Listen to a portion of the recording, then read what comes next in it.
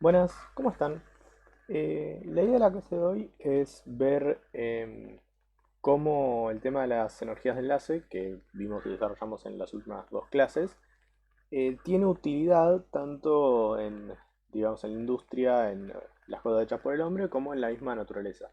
Entonces vamos a ver tres ejemplos de lo que se denominan compuestos de alta energía. Los compuestos de alta energía son compuestos que, como lo dice su nombre, se utilizan para obtener energía, por eso se dice de alta energía. Lo cual no quiere decir que no haya compuestos que sus energías de enlace sean más altas todavía, pero si esos compuestos no son utilizados para energía de una manera eficiente, no tendría sentido analizarlos como un compuesto de alta energía. Entonces, la fuente más conocida de energía que sabemos y que tenemos noción es el petróleo.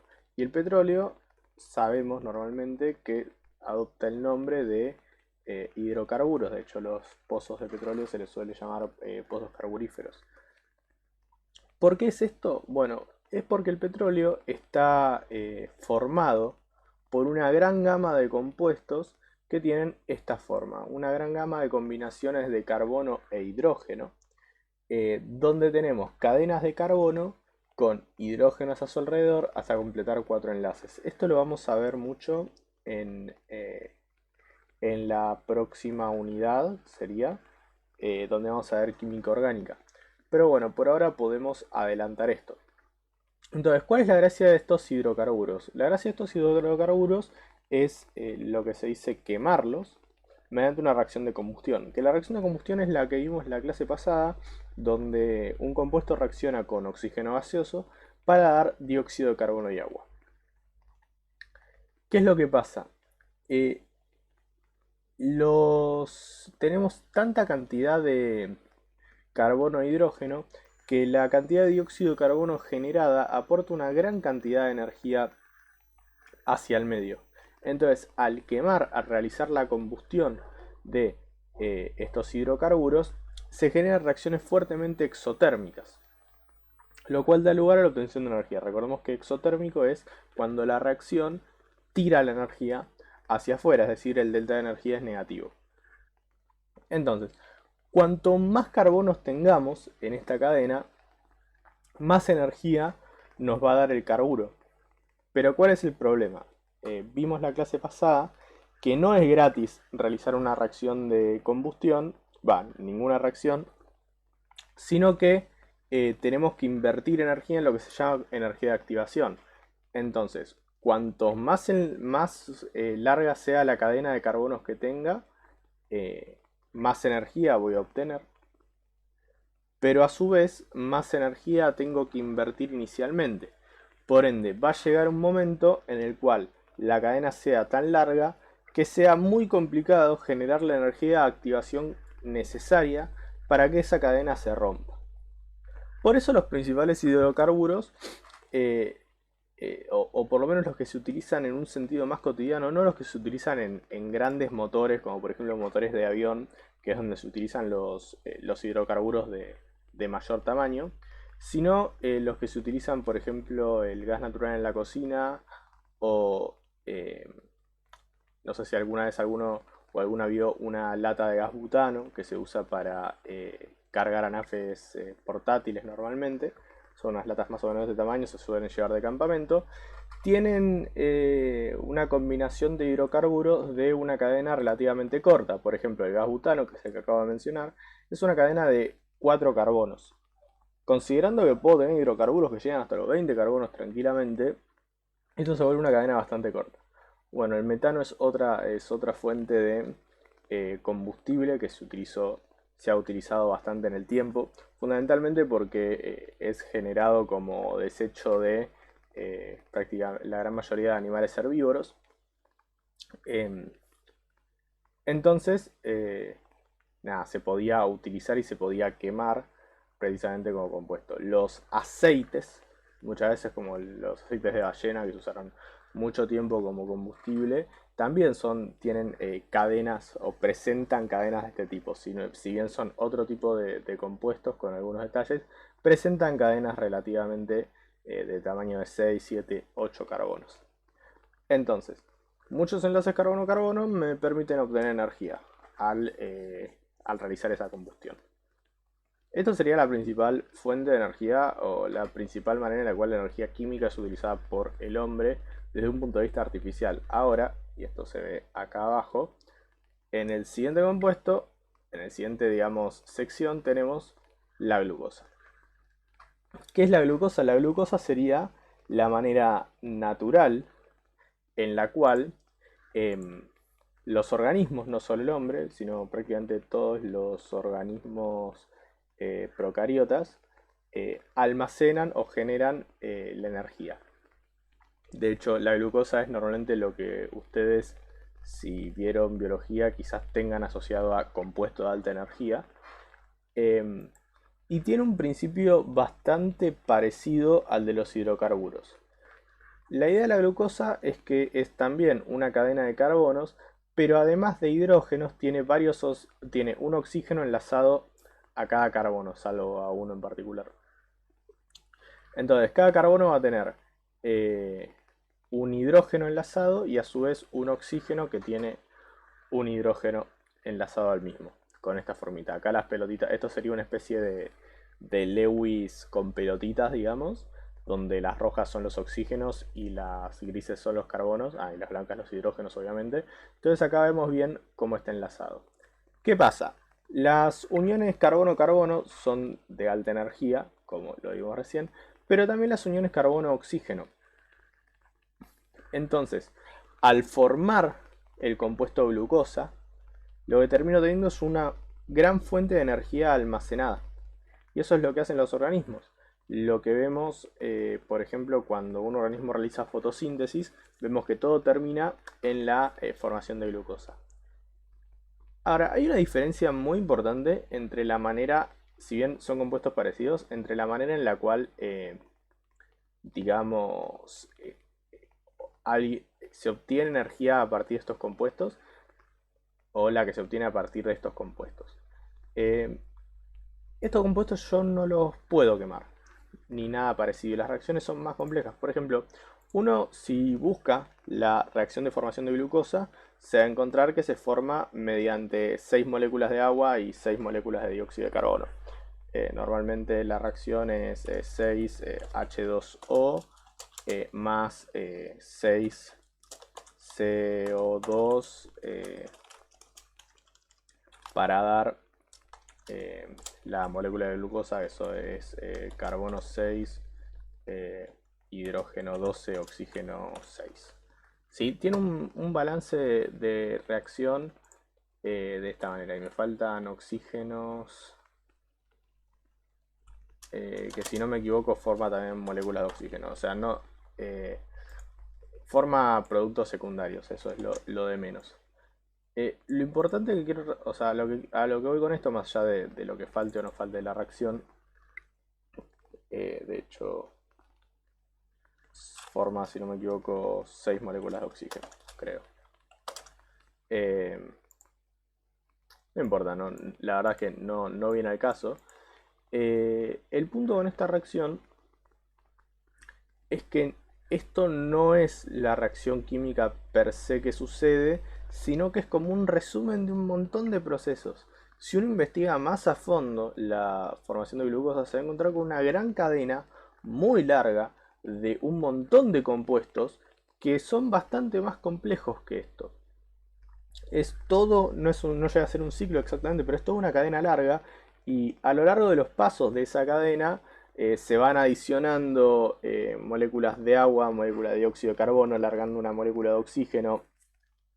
Y eso ha acoplado un montón de otros procesos que terminan en la formación de glucosa.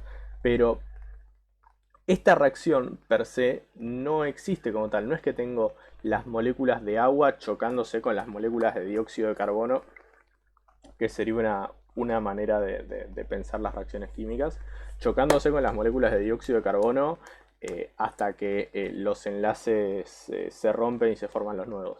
Que ese sería un modelo válido para las combustiones de estos hidrocarburos, porque podríamos considerar que tenemos las moléculas del hidrocarburo chocando con las moléculas de oxígeno gaseoso, pum, pum, pum, hasta que se rompen y se forman los nuevos compuestos. Se llama modelo de colisiones de reacción. Eh, y no está tan alejado de la realidad, o sea, no chocan porque no son pelotitas, pero no está tan alejado de la realidad que está todo en el mismo lugar haciendo la reacción. En cambio, esto es un resumen sumamente ficticio. Entonces, si bien la idea de si bien las estructuras de los compuestos son muy parecidos, eh, el proceso que lleva extraer o generar o lo que sea, la energía asociada a esos compuestos es extremadamente diferente. Y ahí está el quid de la cuestión. No es lo mismo que un organismo extraiga energía a que lo hagamos de manera artificial. Los organismos son mucho más sofisticados que cualquier cosa que se haya hecho hoy en día. Y por último, no podemos dejar de hablar de energía si no hablamos del ATP. Que, si no me equivoco, todos y todas tuvieron algo de biología. Y si tuvieron algo de biología alguna vez, mencionaron el ATP, adenosín trifosfato. Normalmente lo tienen como una pelotita en un dibujito y lo tienen como la definición que suelen dar es la moneda de cambio de energía de las células. ¿Sí? Eh, Todos los organismos se dice que generaron energía cuando generaron ATP. Justamente. Antes la glucosa es una manera de generar una molécula de alta energía y vimos por qué es de alta energía, que es por la energía de estos enlaces. Ahora, lo que es la verdadera, digamos, la verdadera, de vuelta, moneda de energía dentro de un organismo, dentro de una célula, es el ATP, que se genera en las mitocondrias mediante un proceso que se llama respiración celular. No viene el caso. Ahora, ¿dónde está la altísima, altísima energía de este compuesto? No está en todos los enlaces, que me gusta marcar este compuesto precisamente porque la energía no se da por formación o ruptura de absolutamente todos los enlaces, sino que está dado fundamentalmente por este enlace fósforo-oxígeno, en realidad este puente fósforo-oxígeno-fósforo, que es justamente un puente fosfato. El, eh, digamos, la molécula de PO4 2- es lo que se conoce como un ion fosfato. Repasar nomenclatura, estamos hablando de fósforo en su máximo número de oxidación. Y lo que tiene el adenosín trifosfato, ATP, es una eh, adenina, perdón, una adenina, que no viene al caso, unida a tres grupos fosfato, justamente por eso el trifosfato. Ahora, cada puente, digamos, entre fosfato, lo que se conoce como una unión fosfato, cada unión fosfato tiene aparejada una cantidad de energía que es descomunal. Y es justamente ahí donde radica la importancia energética de este compuesto. Y no solo en cualquier fosfato, sino este puente entre el segundo y tercer fosfato. Entonces, eh, este enlace, este puente, tiene tanta energía asociada que la extracción de un grupo fosfato o la unión de un grupo fosfato, es decir, sacar, sacar o poner esto de esta molécula, es lo que funciona como la energía motora de prácticamente todo proceso celular que lo requiera. O sea, ustedes si ven cualquier proceso biológico, como por ejemplo la formación de glucosa, que se llama glucogénesis o gluconeogénesis, van a ver que en un montón de pasos está indicado la, la, la pérdida de un grupo la pérdida de un grupo fosfato por parte de esta molécula o el proceso inverso, la formación de este grupo de este puente fosfato, es decir, la adhesión del tercer grupo fosfato a un adenosín difosfato, o sea, con dos fosfatos. Entonces, diferencia entre esto y esto hacia dentro de los organismos, que esto me interesa, podríamos decir, energéticamente, me interesan todos sus enlaces, mientras que de esto energéticamente solo me interesan los enlaces fosfato. ¿Sí? Esto no tiene importancia energética, no vamos a ver un proceso, no hay un proceso relevante energéticamente que incluya cualquiera de estos enlaces. Estas estructuras se mantienen prácticamente unidas. Bien, entonces, esto va a ser todo con respecto a la energía. Ahora, para terminar la clase, creo que estaría bueno que veamos otra parte importante de las reacciones, otra propiedad importante que se llama entropía. La entropía es la segunda propiedad importante termodinámicamente. Nosotros hablamos antes de la energía. La entropía la vamos a ver mucho en menos detalle y mucho más con los dedos que el tema de la energía, porque nada, es una magnitud particularmente complicada, pero es sumamente interesante y aparte sumamente importante. Entonces, la entropía es la medida del desorden de un sistema, o la podemos definir en realidad de esa manera. De hecho, una fórmula que van a encontrar de la entropía si la buscan es que es igual a K por a una constante por el logaritmo natural de... van a encontrar la letra griega omega. La letra griega omega es algo de este estilo. Una cosita con la forma así. Donde esta letra omega lo que simboliza son la cantidad de microestados.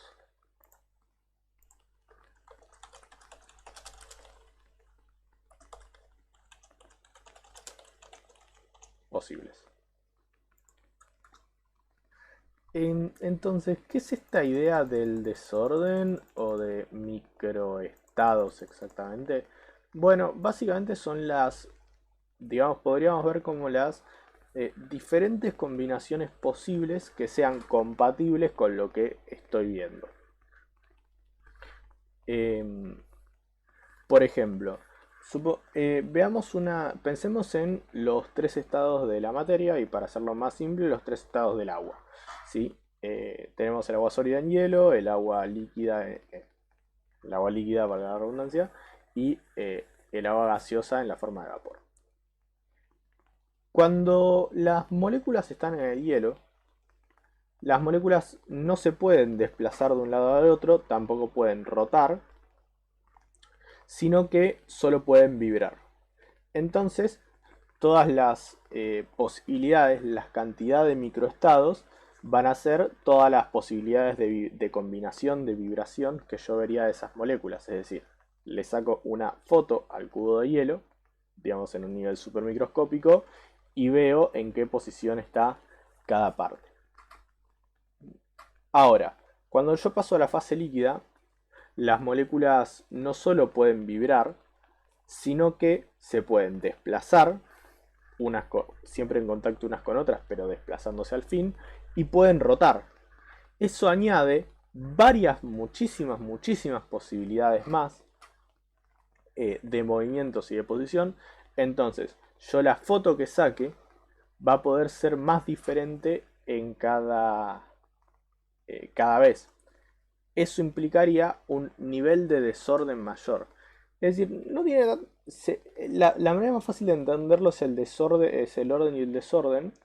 Pero en realidad lo que estoy hablando es efectivamente eso. ¿Cuántas fotos diferentes podría sacar del mismo sistema y seguiría siendo compatible, ¿sí? Sin que cambie rotundamente? O sea, no, por ejemplo, lo que no valdría sería sacar una foto del hielo y después sacar una foto del agua. ¿Por qué? Porque hubo un cambio de estado en el medio.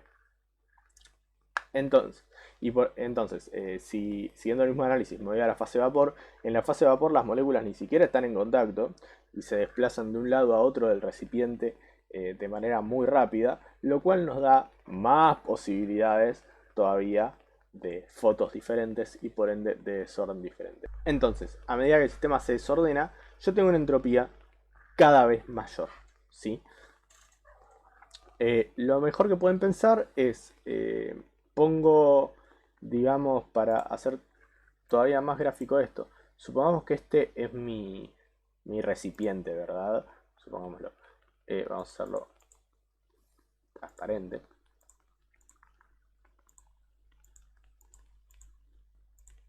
Supongamos que este es mi recipiente, ¿sí? Y yo tengo un montón de moléculas de agua.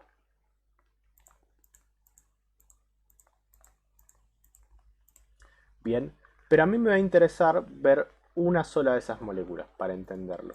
Entonces, por ejemplo, vamos a pintar una de estas moléculas de rojo. ¿Sí? Tenemos esta molécula pintada de rojo. Si esto tiene en estado sólido, yo lo único que voy a poder ver es la vibración de esta molécula. O sea, saco una foto y la molécula está acá. Saco otra foto y la molécula sigue acá, pero quizás con una vibración un poco diferente. O sea, con un pequeño movimiento un poco diferente. Sigo sacando fotos y me voy a encontrar muchas veces con eso. La molécula en el mismo lugar, cuando estoy en estado sólido. Pero, nada, simplemente con un poquito de vibración diferente. Ahora, cuando yo paso a un estado líquido,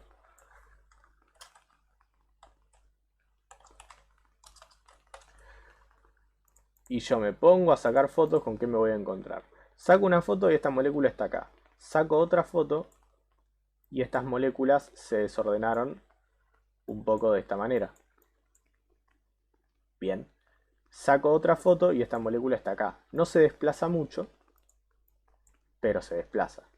Y además, más allá de lo que se desplaza, también en cada instante tengo que añadir la probabilidad de que esa molécula haya rotado, que es algo que en el estado sólido no podía hacer, o sea que esté dada vuelta de alguna manera sobre algún eje, y además las vibraciones que ya tenía de antes. Entonces, cada foto puede ser todavía más diferente que la anterior, por ende tengo más probabilidad de fotos para sacar, más fotos diferentes, más probabilidad de sacar una foto diferente. Si ya me voy al gas, esto es todavía muchísimo mayor. ¿Por qué? Porque saco una foto, está acá, saco otra foto y está directamente acá. Porque en el gas las moléculas se desplazan muy rápido. Saco otra foto y esta molécula está acá. Y de vuelta le tengo que añadir las rotaciones y las vibraciones que ya tenía de antes. Entonces eso lo vemos como un aumento en la entropía, justamente. ¿Por qué nos interesa la entropía? Porque es la verdadera fuente de medición de espontaneidad de cualquier proceso, no solo de una reacción. Nosotros vimos como idea de espontaneidad el tema de los potenciales redox. La idea de las potenciales redox es, digamos, una adaptación mediante lo que se conoce como ley de Nernst del criterio de espontaneidad verdadero. Que el criterio de espontaneidad verdadero es este. Un proceso espontáneo es aquel en el que la entropía del universo aumenta. Y es complicado porque tenemos que pensar en la entropía del universo. Entonces, esta frase es lo que se conoce como la segunda ley de la termodinámica. Nosotros habíamos mencionado en la clase pasada, si no me equivoco, la primera ley de la termodinámica, que es que la energía se conserva. Y acá lo que tenemos es que en la segunda ley de la termodinámica, la entropía del universo estaría en aumento todo el tiempo.